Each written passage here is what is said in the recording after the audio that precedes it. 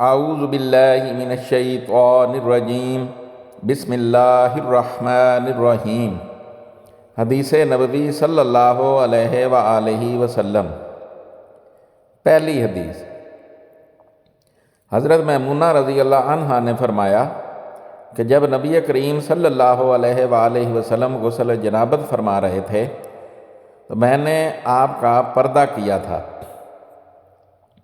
تو آپ نے پہلے اپنے ہاتھ دھوئے، پھر دائیں ہاتھ سے بائیں پر پانی بہایا اور شرمگاہ دھوئی، اور جو کچھ اس میں لگ گیا تھا اسے دھویا، پھر ہاتھ کو زمین یا دیوار پر رگڑ کر دھویا، پھر نماز کی طرح وضو کیا، پاؤں کے علاوہ پھر پانی اپنے سارے بدن پر بہایا اور اس جگہ سے ہٹ کر دونوں قدموں کو دھویا۔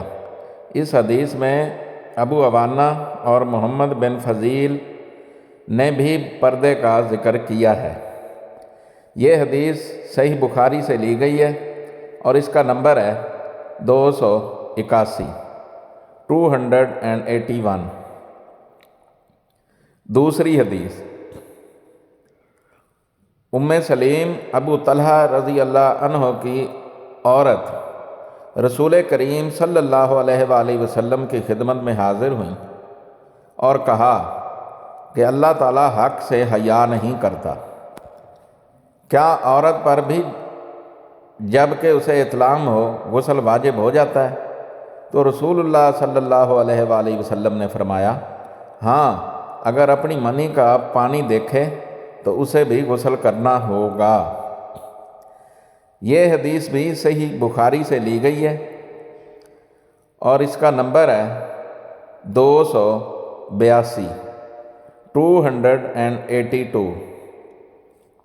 تیسری حدیث، حضرت ابو ہریرہ رضی اللہ عنہ سے روایت ہے کہ مدینہ کے کسی راستے میں نبی کریم صلی اللہ علیہ وآلہ وسلم سے ان کی ملاقات ہوئی۔ اس وقت ابو ہریرہ جنابت کی حالت میں تھے۔ ابو ہریرہ رضی اللہ عنہ نے کہا کہ میں پیچھے رہ کر لوٹ گیا اور غسل کر کے واپس آیا، تو رسول اللہ صلی اللہ علیہ وآلہ وسلم نے دریافت فرمایا کہ اے ابو ہریرہ کہاں چلے گئے تھے؟ انہوں نے جواب دیا کہ میں جنابت کی حالت میں تھا، اس لیے میں نے آپ کے ساتھ بغیر غسل کے بیٹھنا برا جانا۔ آپ صلی اللہ علیہ وآلہ وسلم نے ارشاد فرمایا، سبحان اللہ، مومن ہرگز نجس نہیں ہو سکتا۔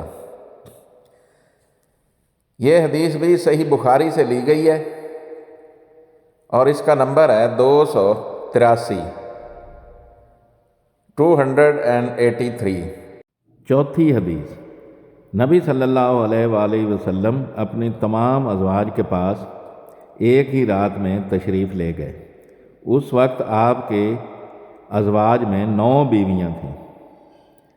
یہ حدیث بھی صحیح بخاری سے لی گئی ہے اور اس کا نمبر ہے 284 284۔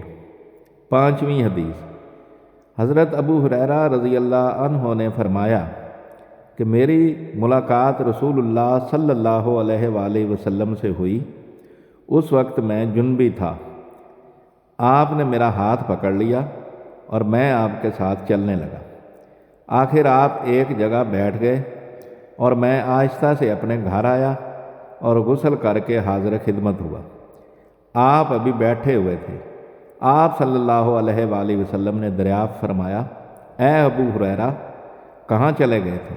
میں نے واقعہ بیان کیا تو آپ نے فرمایا، سبحان اللہ، مومن تو نجس نہیں ہوتا۔ یہ حدیث بھی صحیح بخاری سے لی گئی ہے اور اس کا نمبر ہے 285 285۔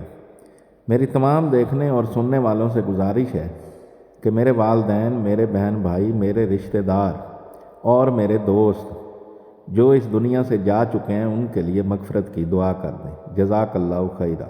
دعا گو طارق سلطان شاہ ہاشمی۔